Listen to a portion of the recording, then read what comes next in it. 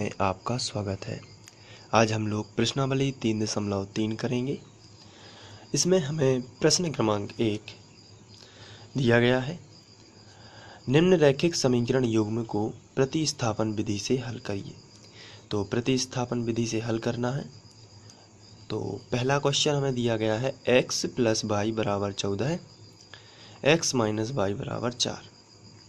तो प्रतिस्थापन विधि को समझने से पहले आपको इसको ऐसा समझना है कि ये किस तरीके से सॉल्व होगा। तो इसके लिए सबसे पहले आपको क्या करना है, दोनों समीकरणों को लिखना है। समीकरण 1 और समीकरण 2 उन्हें बना देना है। इसके बाद प्रतिस्थापन विधि को किस तरीके से सॉल्व किया जाता है उसके बारे में थोड़ा हम रफ में समझ लेते हैं।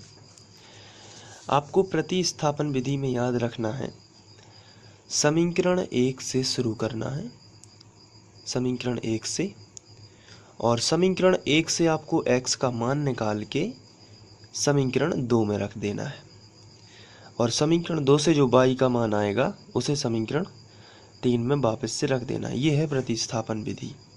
तो आपको स्टेप बाय स्टेप करना है। सबसे पहले आपको समीकरण 1 से स्टार्ट करना है, वहाँ से x का मान निकालना है और उसे समीकरण 3 भी बना देना है। वो जो x का मान आया है उसे समीकरण 2 में रख देना है, और समीकरण 2 जो है वहाँ से आपको मिलेगा y का मान, वो जाके समीकरण 3 में रख देना है। इसे प्रतिस्थापन विधि बोलते हैं। आइए इसको हम करते हैं तो आप और अच्छे से समझ जाएंगे और आप इसको आसानी से कर सकते हैं। तो चलिए सबसे पहले हम लिखेंगे समीकरण 1 से।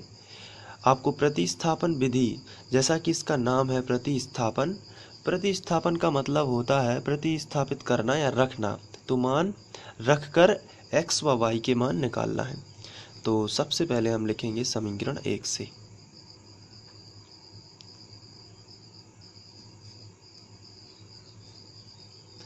तो समीकरण 1 में यहाँ पर लिखा है x + y = 14, तो हम इसको ज्यों का त्यों लिख लेंगे, x + y = 14।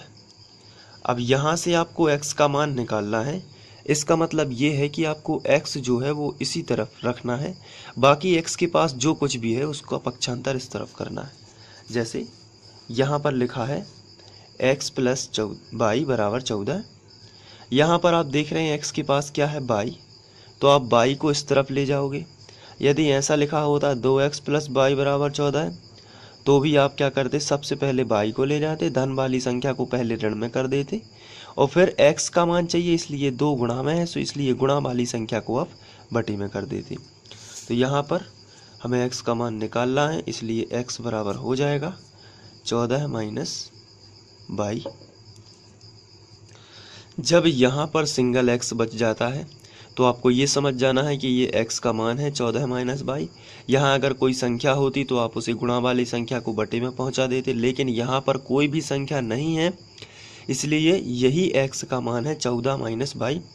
अब जैसे ही अकेला यहाँ पर x बचता है तो आपको यहाँ पर समीकरण 3 बना देना है। तो हम लोग समीकरण 3 बना देंगे। अब ये जो x का मान है 14 - y, ये हम समीकरण 2 में प्रतिस्थापित करेंगे। प्रतिस्थापित करना यानी मान रखना। तो x का मान जो है वो समीकरण 2 में रखा जाएगा, जिधर x लिखा है उसकी जगह पर हम 14 - y रख देंगे। तो यहाँ पर आपको लिखना है x का मान समीकरण 2 में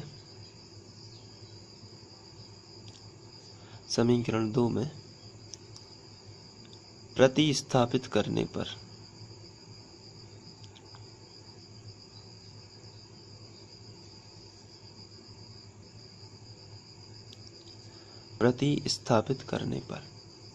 चलिए समीकरण 2 हमारा है x - y = 4।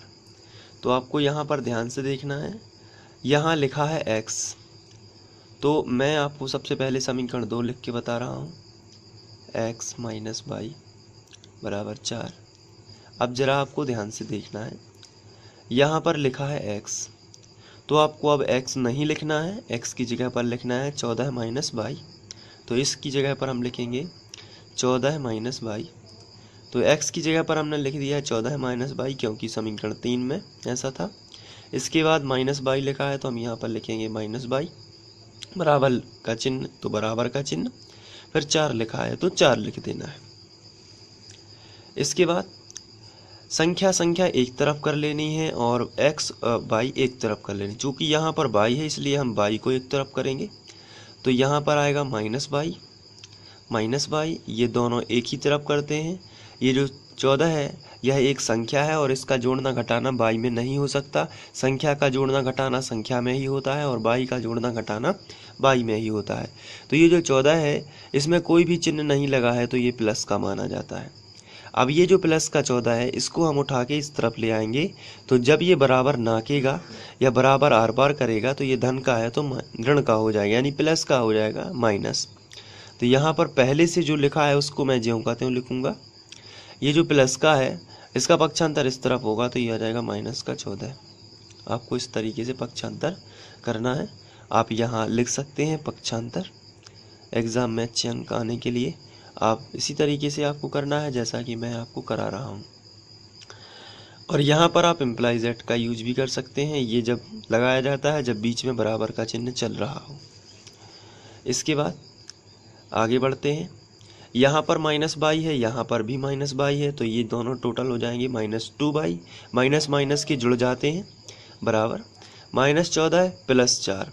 तो यहाँ पर आपको बड़ी संख्या में से छोटी संख्या घटा देनी है, लेकिन चिन्ह हमेशा बड़ी संख्या का ही रहेगा। तो 14 में से 4 जाएगा तो यहाँ पर आएगा 10, लेकिन चिन्ह जो है वो बड़ी संख्या का ही रहेगा। अब यहाँ भी ऋण है और यहाँ भी ऋण है, दोनों तरफ से ऋण कैंसिल हो जाएगा तो हमें मिलेगा 2 बाई बराबर 10। और यहाँ पर यदि हम जो 2 है ये गुणा वाली संख्या है तो इसका जब हम पक्षांतर इस तरफ करेंगे तो बराबर किस तरफ आएगा तो भाग में आ जाएगा। आपको ध्यान रखना है गुणा वाली संख्या का पक्षांतर भाग में होगा तो बाई बराबर आएगा 10/2। जब आप इसको कैंसिल आउट करेंगे तो 2 पंचे 10 तो बाई बराबर आएगा 5। अब ये जो बाई का मान आया है इसको आप ब्रैकेट में बंद कर सकते हैं और इस बाई के मान को यदि आप यहाँ समीकरण 3 में रखेंगे तो x का मान आ जाएगा। तो चलिए रखते हैं बाई का मान समीकरण 3 में रखने पर, प्रतिस्थापित करने पर बाई का मान समीकरण 3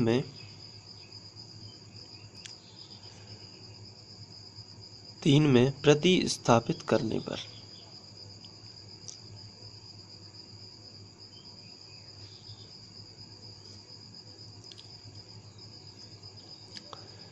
तो हमारा जो समीकरण 3 है उसको मैं सबसे पहले लिख देता हूँ। x बराबर 14 माइनस बाई, ये हमारा समीकरण 3 है। अब यहाँ पर हमें बाई की जगह पर 5 लिखना है, तो चलिए इसको आगे बढ़ा देते हैं। तो x बराबर हमें मिलेगा 14 है माइनस बाई की जगह पर आपको क्या रखना है 5, तो यहाँ पर आप रख दोगे 5। तो x बराबर मिलेगा 14 में से 5 जाएगा तो 9। तो ये x का मान हो गया। तो अब आपको लिखना है अतः x बराबर 9, बाई बराबर 5 समीकरण निकायों के हल हैं। समीकरण निकायों के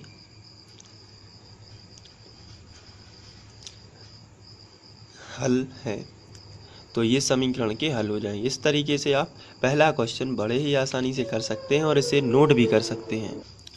आप यहाँ से इसको नोट कर सकते हैं, ये शुरू से है तो आप यहाँ से नोट कर लीजिए और वीडियो को पॉज करके और अपने नोट्स बना सकते हैं इस तरीके।